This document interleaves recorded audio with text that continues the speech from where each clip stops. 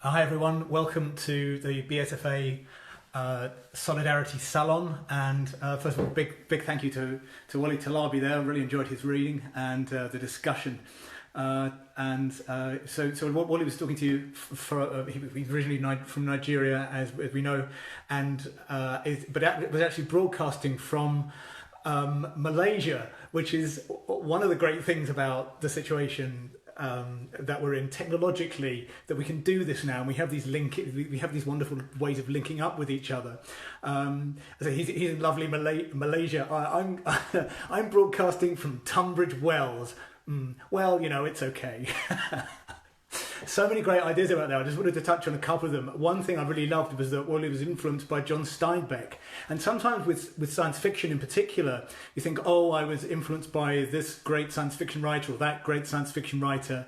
And an influence on me, particularly in writing the Diamond Roads books, but one of which I'm going to be reading from today, influences like Virginia Woolf, particularly on the stream of consciousness kind of idea, and her just intense empathy, the way she can do so much with not very little. And the other one was D.H. Lawrence, who I aspire to kind of reach that level of emotional honesty, which people don't always associate with science fiction, but I feel is absolutely a core part of why we love it. And it's usually the sense of wonder, quite famously, but it's lots of other things too. Often quite difficult situations. It's one where Beautiful Gun does deal with that. A bit about the hive mind. First of all, I have read some. Susie Gray plays some, and it is brilliant, so I'd recommend that. But going on from what Wole was saying about hive minds, Beautiful Gun and the Diamond Road series are set in a vast underground city, and it is a if you're a neoliberal paradise, in inverted commas. I'm holding my phone so you can have the little ironic quotation mark. And it was sparked by an idea of what a pure capitalist society would look like. And as we lurch ever closer to that, I wanted to mention it in terms of what that would mean for a hive mind, because in Diamond City, where my stories take place, there's no such thing, because it would stop the capitalist corporate machine working, because these things thrive on what they call competition, but is really just pointless antagonism. And we're seeing that more and more now as politics and economics begin to blend. In the world of Diamond City, that has happened completely. But what's interesting, and why I'm so sort of delighted that Wole read that story before mine, is that my character, Ashel 5, finds that she has an ability to kind of create a momentary hive mind of her own to achieve her goal. Her goal is not always positive, because these are not dystopian stories, but they are ambiguous, rather like our time. So that's where we are. This is book 3. It's called Beautiful Gun, book 3 of the Diamond Roads Far Future thriller series. Book 1 is called Sons of the Crystal Mind, and that looks at the corporate stuff in a lot of detail and how savage that is. Sometimes you get these idiots in offices pretending they're warriors. Well, in Diamond City, it's actually a real thing. And you can read that. That's actually free on Amazon at the moment. So just go on to Amazon anywhere and download that. Book 2 is called The Outer Spheres, and that looks at the outcomes of some of these harsh decisions people make in those environments. And that's not free, but you can get a copy if you sign up to my newsletter, which you can get hold of on andrewwallace.me. Newsletter's fine, you can unsubscribe anytime once you've got the book if you want, but don't, because the newsletter is like a mini mag of great stuff you won't find anywhere else, not just from me but from people I'm a fan of, who you might not yet have heard of, but you might have done, because this is the BSFA, you'll know more than me. So that's it for the introduction, and I wanted to read a couple of chapters from Beautiful Gun. I just did a cover reveal a day or so ago, and I think it's on the BSFA page. Yeah, here we go. This is the first time I've read it out loud. So, all right, here we go. Diamond Roads book 3, Beautiful Gun, and the first chapter is called Proposition. It was happy hour at Shiggy Zaza's, second worst bar in Diamond City, and in a break with tradition, no one had been killed. The reason for this hiatus was slumped in a dark alcove, oozing blood in a slow spreading pool.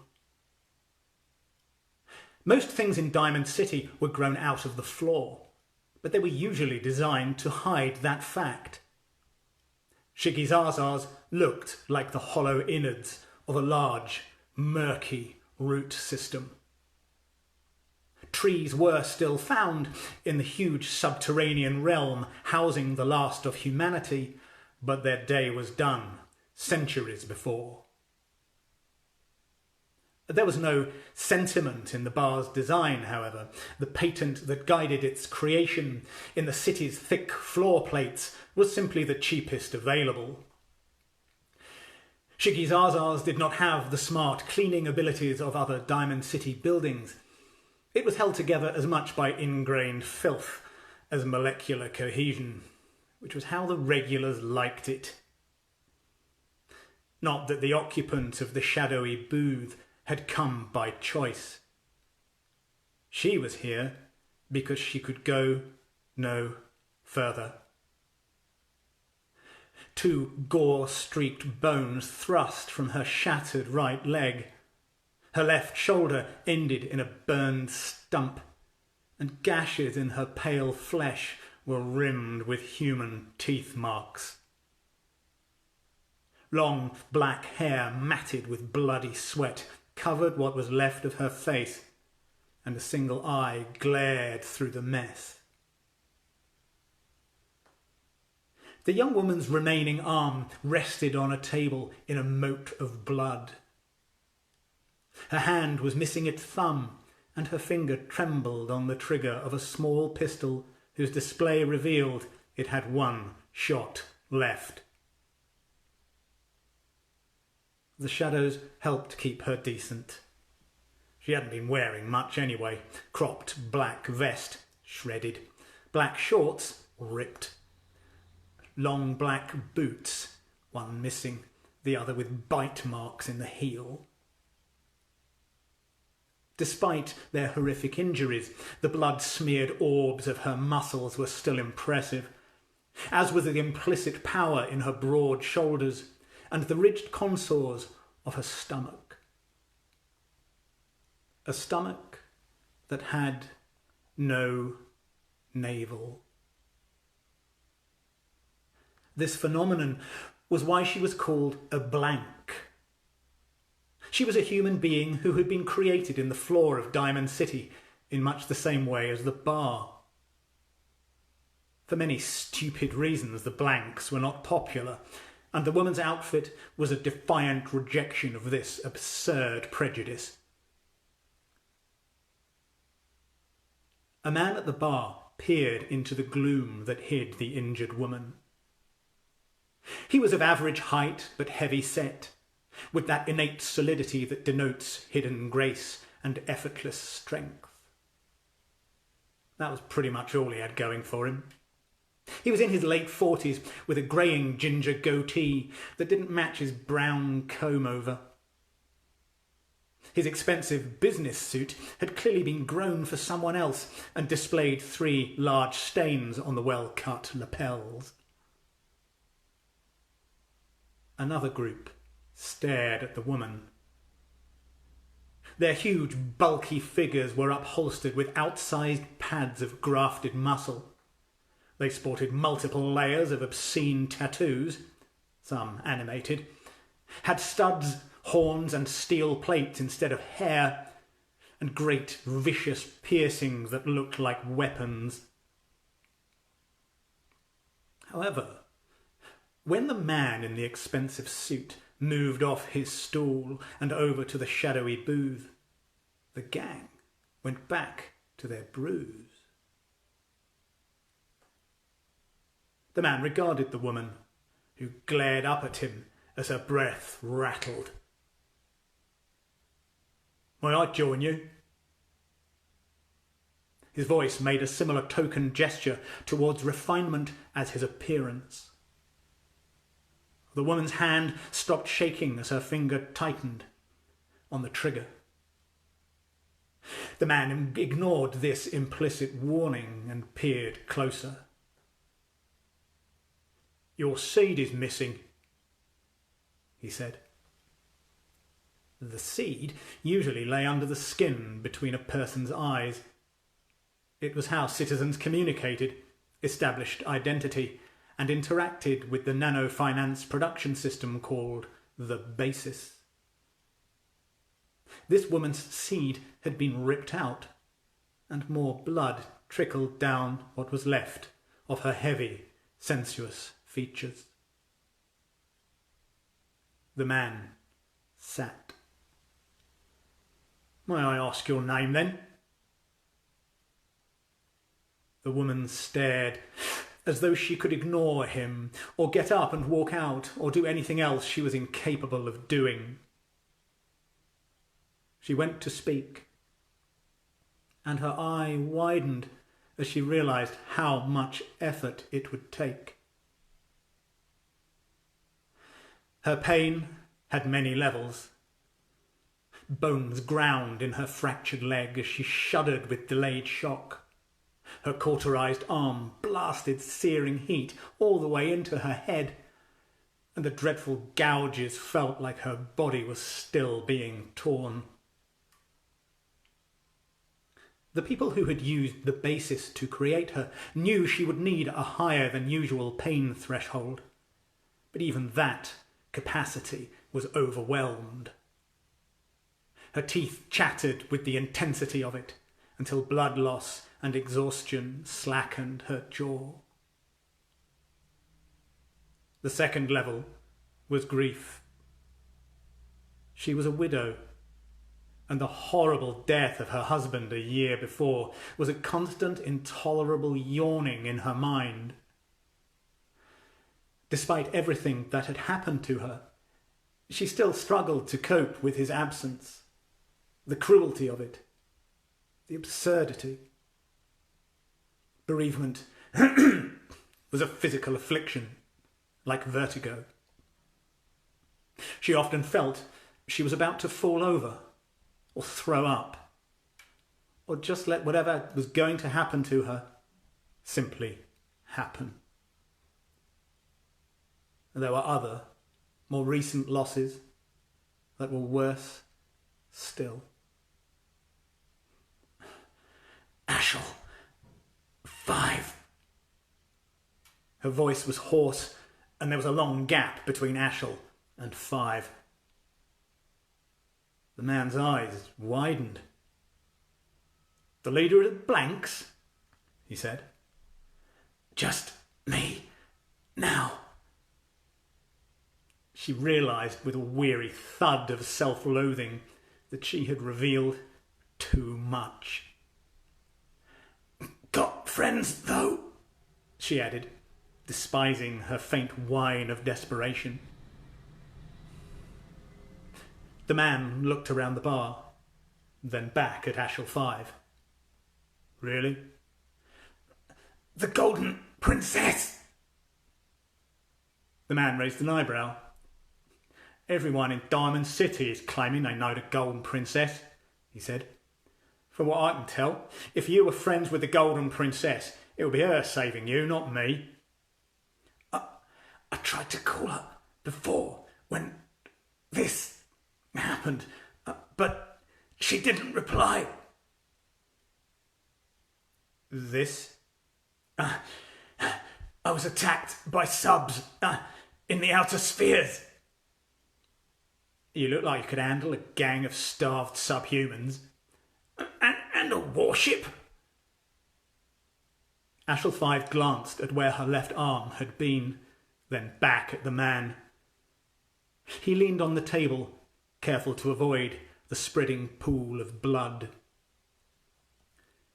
"You have no kilos," he said, "or you would have got the basis to heal you and gift yourself a decent weapon instead of that pop gun. You would also be anywhere but this establishment, which takes pride in being uniquely abysmal. You are so badly injured you cannot move, let alone fight, and despite your impressive physique, you will die of those injuries in the next 24 hours. Probably less." Ashel 5 glared at the man, as though silence was an argument against truth. "You see those people over there?" the man went on. "The ones with the drawings on them and the rest of it? Yes. They will use you and sell you for use by others in the short time you have left. When you are dead, they will continue to use you until nothing remains. Do you fancy that? No. I have an alternative suggestion. Would you like to hear it? She had power, still. It resided in the weapon this man had dismissed, which could end him despite its poor quality. It resided in Ashel 5's choice to die on her terms rather than subjugate herself. She wouldn't kill herself, though, because she had a daughter, Ashel 6. The girl was missing, and Ashel 5 would do anything to find her. Yes, she snarled. The man leaned back. I'm Yev Palooka, he said, of Yev Palooka's Lady Bop. I'm good at dancing. Yev laughed. It's a female cage fighting arena, not far from here. You are quite magnificent, having fought off cannibals and a warship, was it? Which side, out of interest? The war ravaging Diamond City was a problem for everyone, whether they admitted it or not. Centria. And if I take you on, will I have trouble with Centria? Yes. Yev nodded. We shall have to call you something else, he said. Beautiful gun. That was fast. He frowned. Who gave you that name? The Golden Princess. She's real, then? Ashel 5 managed to nod, because speech was no longer possible. Darkness grew behind the waves of agony. She felt her rage fade and knew she was done.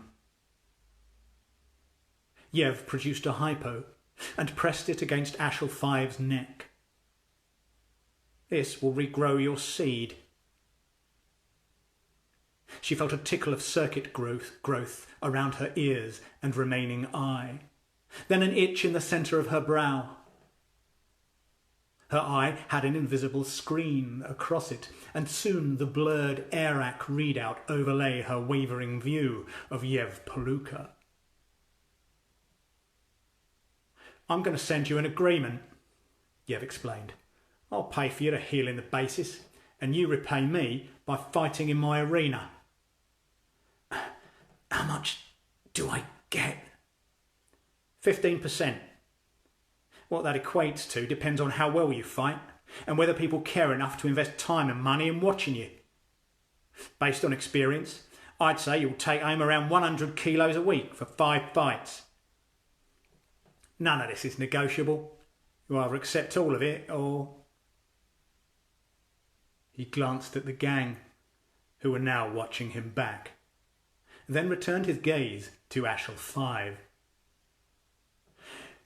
You might think, despite living in a vast underground city no one can leave, that you can run away. So you'll wear a collar. You can't take it off, because the basis will hide it inside you. If you don't show up and fight, the collar explodes and takes your pretty head with it. Do you understand? Yes.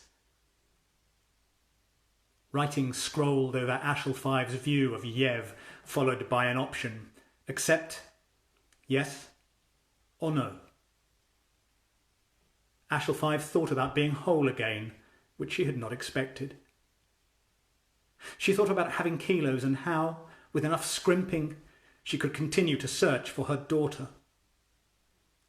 She looked at the gang at the nearby table. one had a piercing like a big spike in his chest.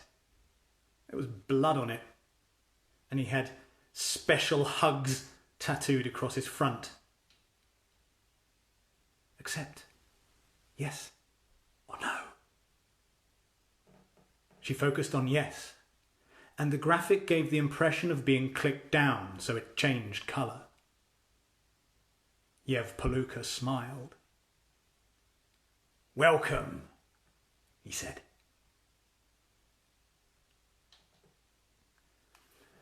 Thanks so much for watching. I've got some comments here. Let's have a read through them. Some waves. Hey, hi guys.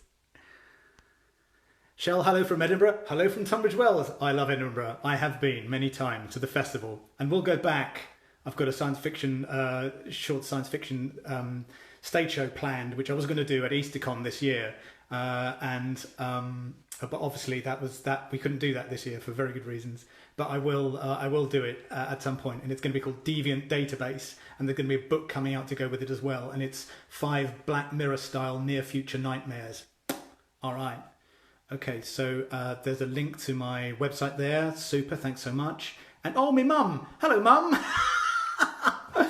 Wally. Oh, yeah, and Alex, yes. Yeah, temporary hive mind. You know that? That's from Wole, actually. He really chuffed he's kind of like made that comment because it might be, given how everything just kind of gets smaller, because this book is very much about, you know, the micro, I mean, Wole referenced nanotechnology as well, and it is a very exciting thing, dangerous and terrifying, but also hugely exciting. But also there's the principle of things becoming smaller and more atomized in a way that, say, I mean, we're in this situation, this lockdown, because we're all kind of in it together in terms of a virus spread around the globe. But of course, if elements of that were kind of separated, then that wouldn't have happened. It would have been so devastating. So it's the idea of a kind of a fragmentary or a temporary hive mind. That would seem to be some. There's some. Okay, maybe we'll write something about that. And then there's a link to Sons of the Crystal Mind from BSFA. Thanks so much. Make such a great game mechanic. Do you know what? I am going to tell you this. One of the inspirations of this, because I've been working on it in one form or another in various versions since I guess the mid-90s, and of course that was the time of Lara Croft, and I did really love that character. These kind of elements of her are a bit problematic, particularly the sort of physical presentation. They've kind of grown out of that, thank God. But I did think she was a fabulous character, and I did kind of wonder what a science fiction. I mean, almost like if Sylvia Plath and Helen Fielding wrote a science fiction thriller about Lara Croft, what would that be? And the answer is, well, my answer would be Diamond Road. So yeah, I think it would make a great game as well. The way the basis works and the way you have the nanotechnology you convert. So the currency is kilos. And they're just kilos. You can like 10 kilos could become a table. It could become a weapon. You just deposit it into the ground, and what comes out again is a product. And so this was all done with the best of intentions, but everyone's become locked into this it's kind of neoliberal nightmare on one level. In that it's okay if you've got money, but if you've got kilos rather, but if you haven't, you're really stuffed. And as Ashel 5's situation shows, she's got no kilos. She's got no money. She has to accept this deal from this guy just in order to stay alive. And those are the kind of dynamics. It's about people who are... this particular book is about someone who's always kind of been down on her luck and how she negotiates that and the effect it has on her and her character. Interestingly, she was a villain in the first book and she bitterly regrets that. So she's a kind of penitential antagonist. And she was, and her reasons for her villainy were not, because she's evil. She isn't. It's mixed up with the fate of the husband and some terrible things that happened to her and her reaction to that, which was what happens when you bully someone so much and then they get the upper hand and it doesn't end well for anybody. But she bitterly regrets that because she's not a psychopath. She's a good person. But it's kind of quite deeply buried. She's kind of, I characterize her as a grumpy superwoman. So she has all of that going on as well. But yeah, so the seed is like a third eye. Yes, I sort of when I'm coming out with this, all kinds of ways of what it would be, what the computer, if you will. It's not really a computer. It's something else. It's post. Maybe it's possibly either quantum or post that, but we've forgotten how the technology works. So this world is one where no one really knows. Everyone's just using it. It's a bit like when the Romans left Britain. They left all this technology behind, and then it fell into ruin because they just built it and then gone. And they haven't actually taught that many people. They taught some artisans, but over time, culturally, there wasn't that technological understanding, so it sort of fell into ruin. So Diamond City is a bit like that, but the technology they have is much more advanced. So you don't have robots because you don't need them. You don't have computers because you don't need them. A lot of the things that you associate with science fiction you don't have because you don't need. What you have is a kind of moral and cultural void, and what people fill it with is madness and war, because what else are they going to do? Technology has advanced, but the people haven't. So the third eye thing is a bit of there's a spiritual element to it, and all of the Diamond Roads books do look at spirituality and religion and the threat of messianic characters, and how problematic, not problematic, how devastatingly dangerous they can be. And that mindset can be. So, but nonetheless, with the best of intentions, yeah, sure, that's where it would be, because you could with this technology, you could change your appearance, but you can't change your ID code, and so the seeds which are hidden, they scan the people in front of them, and so that's how you know who you're talking to. So it could be, I could make myself easily look like Wally, he could make himself look like me. Why I'd want to do that, I don't know. Or I could make myself look like any of you in this. With this technology, but you can't hide your identity. And the reason I mentioned Virginia Woolf is because one of the means of doing that is that the seed carries your lived experience, and that cannot be forged. And the first two books are a documentary record of a lived experience of a particular character. So okay, I've gone on slightly. So we're past 2:00. I hope that's okay. I really hope you enjoyed the book and would like to read it. It's out later this year, and follow me on any of the things. I'm on Twitter as well, at Andrew Wallace DR, and I've got a Facebook page which is just called Andrew Wallace Books. So I post on there all the time, and I have a lot to do with the lovely BSFA too. So I'm sure you will hear more about it soon. So that's all from me. Lots of love in this strange science fictional time. I do hope you're all well. Stay safe. Lots of love.